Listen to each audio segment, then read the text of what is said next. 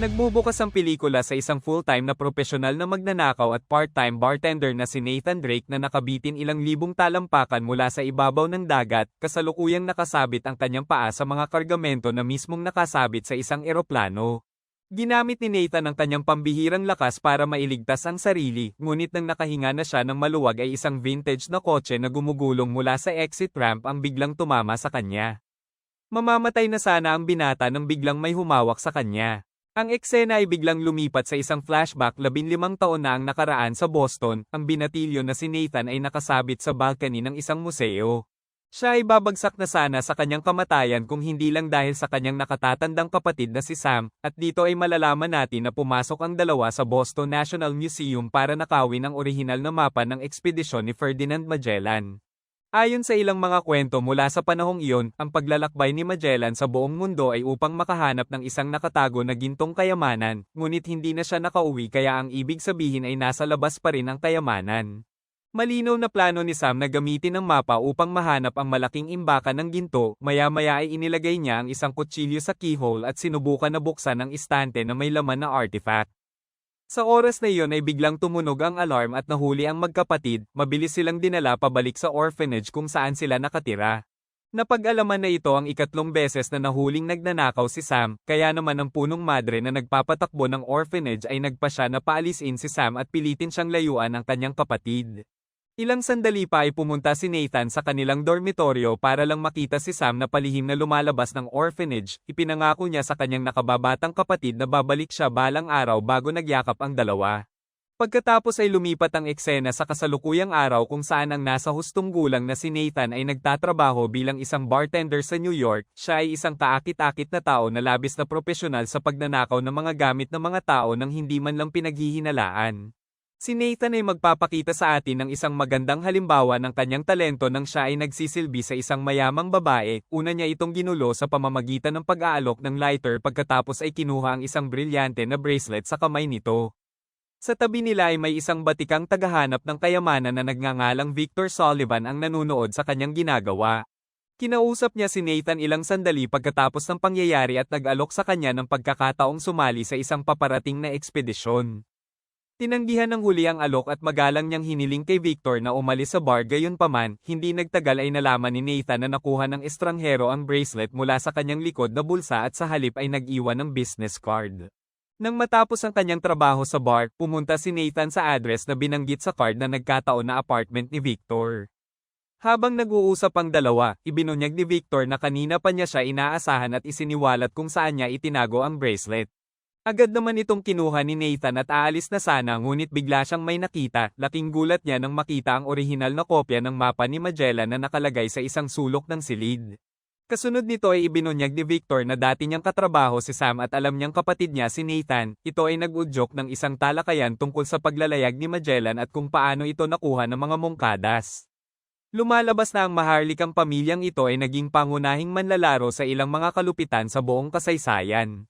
Idinagdag pa ni Victor na tinulungan siya ni Sam na nakawin ang diary ni Eduardo Elcano, ang kapitan ng barko ni Magellan.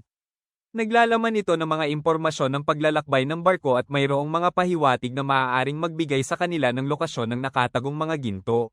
Sa bandang huli ay sinabi ni Victor na gusto niyang samahan siya ng binata sa paghahanap ng kayamanan na ito. Hindi matanggihan ni Nathan ang ganoong kagandang pagkakataon kaya agad niyang tinanggap ang alok. Nang sumunod na araw ay ibinunyag ni Victor ang unang hakbang ng kanilang plano, ang pagkuha ng sinaunang gintong krus na isa sa 2 susi na kailangan para mahanap ang kayamanan. Nasa kanya na ang una, at ang pangalawa ay nakatago para sa gaganapin na auction sa isang museo sa New York. Alam ni Victor na si Santiago Moncada na panganay na anak ng pamilya Moncada ay susubukan na bilhin ang krus dahil ito ang minana ng kanyang pamilya. Pagkatapos ay inatasan si Nathan na putulin ang kuryente sa museo habang si Victor ang responsable sa pagnanakaw ng krus. Makalipas ang ilang araw, pumunta ang dalawa sa auction at tila kontrolado nila ang lahat. Parehong alam ng dalawang lalaki ang kanilang mga responsibilidad at nakapokus sa pagnanakaw ng gintong krus, ngunit nagsimulang maging magulo ang mga bagay nang makita ni Victor ang isang babaeng nagngangalang Joe Braddock sa auction.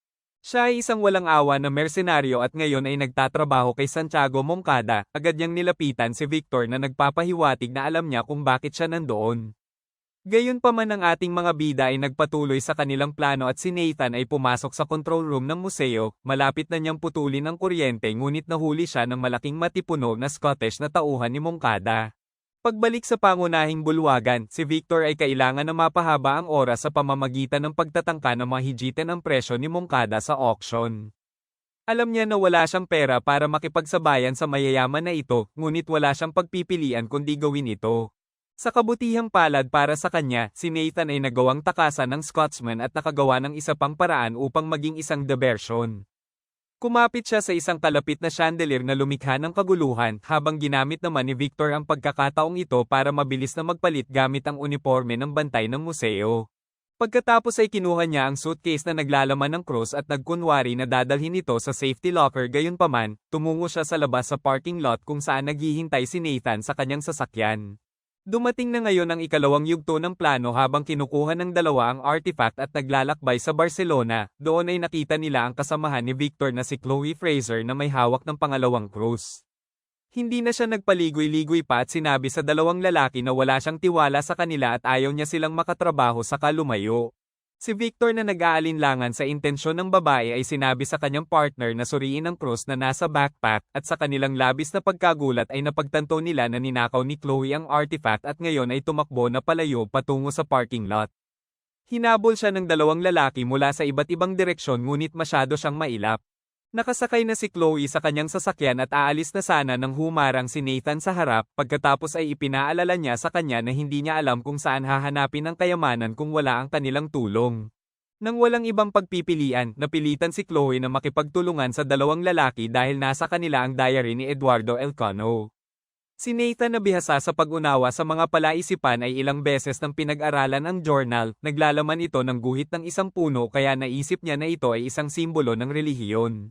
Maya-maya ay nakatayo na ang tatlo sa harap ng simbahan ng St. Mary of the Pine na ang simbolo ay tumutugma sa puno sa diary, pagkatapos ay napagpasyahan nila na suriin sa mismong gabi ang buong lugar para sa karagdagang mga pahiwatig. Sa ibang lugar sa Moncada Foundation headquarters ay makikita na nagagalit si Santiago sa kanyang ama na si Armando, ito ay dahil plano ng kanyang ama na ibigay ang buong kayamanan ng pamilya sa foundation. Kinalaunan sa araw na iyon, nakipagkita si Santiago sa kanyang ama sa isang pampublikong parke at nagkaroon ng huling pag-uusap tungkol sa bagay na iyon. Nanindigan ng matanda sa kanyang desisyon at bumalik sa kanyang sasakyan, ngunit ito ay naging isang malaking pagkakamali dahil inutusan ni Santiago ang kanyang tauhan na patayin ng tuluyan ang kanyang ama. Nang gabing iyon, pumunta sina Nathan, Victor, at Chloe sa Church of Pine at sinubukan na maghanap ng anumang mga pahiwatig tungkol sa nakatagong kayamanan. Hindi nagtagal ay nakita nila ang isang simbolo sa sahig na nagpapahiwatig na mayroong isang lihim na silid sa likod ng altar, at maya-maya lang ay nahanap ni Nathan ang isang pindutan na nagbubukas ng dalawang susian sa ilalim ng rebulto ni Mary. Pagkatapos ay ginamit nila ang dalawang gintong krus at sa wakas ay umikot ang altar upang ipakita ang isang daanan. Gayunpaman ang diary ni Elcano ay binabanggit ang tungkol sa dalawang landas, ang isa ay papunta sa langit at ang isa ay papunta sa impyerno. Nangangahulugan ito na ang grupo ay kailangang makahanap ng isang lagusan na maaaring buksan mula sa ilalim ng lupa pati na rin mula sa itaas sa parehong oras, kaya naman tumungo sina Nathan at Chloe sa daanan papunta sa lagusan habang si Victor ay lumabas upang hanapin ang isa pang pasukan. Nagpasya silang gumamit ng geolocation app para subaybayan ang mga posisyon ng isa't isa sa lahat ng oras. Pagkatapos ng kaunting paghahanap, sina Chloe at Nathan ay nakatagpo ng isang silid sa ilalim na nagtatapos sa isang trapdoor. Ginamit nila ang kanilang gintong krus upang iikot ang susian sa trapdoor, ngunit ang mga bagay ay nagsimulang maging tunay na nakakatakot. Ang buong espasyo ay nagsimulang mapuno ng tubig mula sa fountain na nasa itaas mismo ng silid, at para makatakas sila ay kailangang mahanap ni Victor ang isa pang pasukan sa antas ng lupa. Sa kabutihang palad, hindi nagtagal ay napansin niya ang isang butas ng susian sa dingding ng isang malapit na restaurant. Ang tanging problema ay nakatayo si Braddock sa kanyang likod at ganap na nagnanais na nakawin ang gintong krus, naglaban ang dalawa at sa kalaunan ay nagawa siyang patumbahin ni Victor. Pagkatapos ay dali-dali niyang binuksan ang susian sa tamang oras at ilang metro sa ibaba, ang tubig ay nagsimulang maubos at ang kanyang dalawang kasamahan ay nailigtas. Kasunod nito ay nakakita si Victor ng simbolo malapit sa water fountain na parang hagdan na kinuha niya na ang simbolo ay naglalarawan sa parehong gintong krus na pinagsama na maaaring makagawa ng isang buong susi. Kaya naman inihulog niya ang kanyang krus sa pamamagitan ng drainage sa ibaba patungo sa silid na nasa ilalim, pagkatapos ay pinagsama ni Nathan ang dalawang artifact at nagawa nitong bumuo ng isang buong susi na parang hagdan. Gamit ito ay pumasok silang dalawa ni Chloe sa isang Roman antechamber na may mga malalaking banga sa gitna. Sa oras na iyon ay natuwa ang dalawa dahil iniisip nila na sa wakas ay natagpuan na nila ang ginto ni Magellan at nagmamadaling tingnan ang mga banga. Ngunit ang kanilang kaligayahan ay mabilis na naging kabiguan dahil ang mga banga na ito ay puno lang ng asin. Gayunpaman, nakahanap si Nathan ng isang mapa na nakatago sa malalaking tambak ng asin na nagpapahiwatig na ang kayamanan ay nasa Pilipinas. Sa kasamaang palad, sinamantala ni Chloe ang pagkakataong ito para maisahan si Nathan at kunin ang mapa para sa kanyang sarili. Ibinunyag din niya na itinatago sa kanya ni Victor ang katotohanan tungkol kay Sam bago siya pinatumba gamit ang kanyang pistol. Makalipas ang ilang sandali ay nadatna ni Victor si Nathan na nakahiga at walang malay sa silid na nasa ilalim. Ginising niya ito ngunit agad siyang tinanong ni Nathan kung ano ang nangyari sa kanyang kapatid. Dahil naiwan na walang pagpipilian, sa wakas ay ibinunyag ni Victor ang katotohanan tungkol sa nangyari noong isang taon sa isang lugar na tinatawag na San Sebastian. Siya at si Sam ay tinambangan ni Braddock at pinagbabaril sila. Walang pagpipilian si Victor kundi ang tumakbo at iwanan ang kanyang kaibigan na dahilan para isipin niya na si Sam ay patay na. Nalungkot si Nathan sa pahayag na ito at nagsimulang magtanong sa buong punto ng kanyang pananatili doon. Gayunpaman, tumanggi siyang sumuko sa paghahanap at nagpa siya na manatili muna ngayon sa tabi ni Victor. Sa ibang lugar sa isang nakakagulat na mga kaganapan, inihayag ni Santiago na kinuha niya si Chloe bilang bahagi ng kanyang koponan. Naging maliwanag ito dahil sa lalong madaling panahon ay dinala niya ang mapa sa Moncada Foundation Headquarters, pagkatapos ay naghanda na si Santiago upang magtungo sa Pilipinas kasama ang kanyang mga tauhan na kinabibilangan nina Braddock pati na rin si Chloe. Kinabukasan ay pinuntahan nina Nathan at Victor ang mga tauhan ni Santiago sa isang airport. Ang aristokrata ay nagdala ng maraming kagamitan, tauhan, at maging ang paborito niyang pulang Mercedes sa Pilipinas. Nakakita ng pagkakataon ng dalawa at pumasok sa likod ng kotse, at pagkaraan lang ng ilang sandali ay lumipad ang eroplano mula sa Barcelona at tinipon ni Moncada ang kanyang mga tauhan para sa isang talumpati. Ikinwento niya kung ano ang nararamdaman niya nang magtraidor ang mga tripulante ni Magellan sa kanyang pamilya. Siya ay abala sa paglalabas ng kanyang mga hinaing nang hiwain ni Braddock ang kanyang lalamunan. Dito ay ipinahayag na siya at ang lahat ng iba pang mga tauhan ang nagplano ng pagtataksil na ito noon pang nakaraang mga buwan. Gusto nilang hanapin ang kayamanan gamit ang mga kayamanan ni Santiago at itago ang lahat ng pera para sa kanilang sarili. Gayunpaman, hindi niya napapansin ang dalawang mahahalagang bagay na nangyayari sa loob mismo ng eroplano. Una ay tahimik na umalis si Chloe at nagtago sa loob ng paboritong Mercedes ni Santiago. Pangalawa ay lumabas si Victor at Nathan sa likod ng sasakyan para masira ang buong plano nila. Sa kalaunan ay nakuha ng dalawang lalaki ang mapa habang ang mga tauhan ni Braddock ay abala sa paghahanap kay Chloe. Binuksan ni Nathan ang mga cargo chute dahilan para lumipad palabas ng eroplano ang malalaking kahon ng kagamitan. Matapos matagumpay na mabuksan ang eroplano ni Braddock, ligtas na nakatalon si Victor gamit ang isang parachute. Si Nathan naman ay nasabit sa kargamento na nakatali sa likod ng eroplano. Ngayon ang pelikula ay babalik sa unang eksena nang si Nathan ay nasa delikadong sitwasyon, nakahinga siya ng maluwag para lang magulungan siya ng pulang Mercedes-Benz. Silang dalawa ni Chloe na sakay ng sasakyan ay bumagsak patungo sa dagat sa nakakatakot na bilis. Sa kabutihang palad ay nagawa ni na Nathan at Chloe na isantabi ang kanilang mga pagkakaiba at pansamantalang nagtulungan. Kumapit sila sa isang cargo box at binuksan ng parachute na nagpapabagal ng kanilang pagbagsak. Pagkatapos ay napadpad sila sa dagat at ilang sandali lang ay lumangoy sila papunta sa isang kalapit na isla ng mga Pilipino. Noong gabing iyon, nagrenta ang dalawa ng isang kwarto sa isang resort at sinubukan na tingnan ang mapa. Ginawa nila ito ng ilang oras ngunit hindi matukoy ang eksaktong lokasyon ng kayamanan. Pagkatapos ang pagod na si Chloe ay biglang nakatulog at dinala sa kama, at ngayon ang mag-isa na si Nathan ay nakaisip ng bagong diskarte. Kinuha niya ang isa sa mga postcard ni Sam at sinindihan ng apoy ang ilalim nito. Nagulat siya nang may lumabas na nakatago na mensahe dito na nagsasabing ang mga susi ay gagamitin bilang mga kumpas. Pagkatapos ay ginamit ni Nathan ang dalawang gintong krus at nalaman na ang hilagang parte nito ay tumuturo sa eksaktong lugar kung saan nakatago ang kayamanan, at upang pigilan ang sino man na sundan siya ay isinulat niya ang mga pekeng koordinasyon sa isang papel at inilagay ito sa mesa. Kinaumagahan ay nakita ni Chloe ang papel at nagmadaling umalis. Nagising si Nathan pagkaraan ng ilang sandali at ganap na nasisiyahan na ang kanyang plano ay perpekto. Pagkatapos ay gumamit siya ng speedboat upang tumungo sa lokasyon, ngunit napansin din siya ni Braddock na nasa isang kalapit na isla. Makalipas ang ilang sandali, narating ni Nathan ang isang yungib sa ilalim ng malaking bangin kung saan nakalagak ang dalawang sinaunang barkong Espanyol.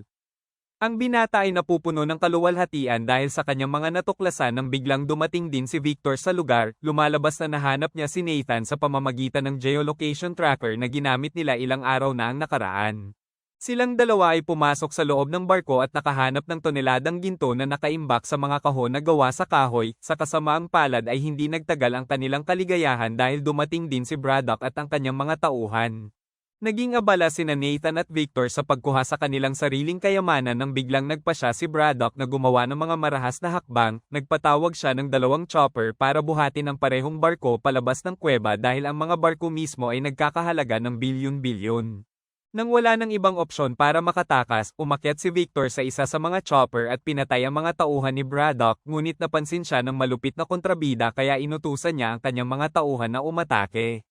Pinipilit nito si Nathan na lumaban habang nasa barko, samantalang sinusubukan naman ni Victor na ilayo ang barko palayo sa malalaking bangin. Ang dalawa ay nakikipaglaban na ngayon sa kalaban kahit mukhang matatalo sila dahil ang mga tauhan ni Braddock ay napakarami. Sa kabutihang palad ay nagawang pasunurin ni Victor ang chopper ng kalaban sa isang bangin na sumira sa pangalawang barko. Dahil nawala ang kalahati ng ginto sa kaganapang ito, sinubukan ni Braddock na habulin si Nathan at patayin siya gamit ang sarili niyang mga kamay. Napansin agad ng binata ang paparating na panganib kaya sinubukan niyang umakyat mula sa barko patungo sa chopper, sa kasamaang palad ay nahawakan ni Braddock ang kanyang mga binti bago pa man siya makarating sa cabin ng chopper. Si Victor na napapanood ang lahat ng ito ay nagkaroon na ngayon ng dalawang pagpipilian, ang iligtas si Nathan o tumakas na may dalang bag ng ginto na nakuha niya kanina. Sa kalaunan ay itinapon niya ang bag ng ginto kay Braddock na naging dahilan ng pagbagsak nito sa karagatan.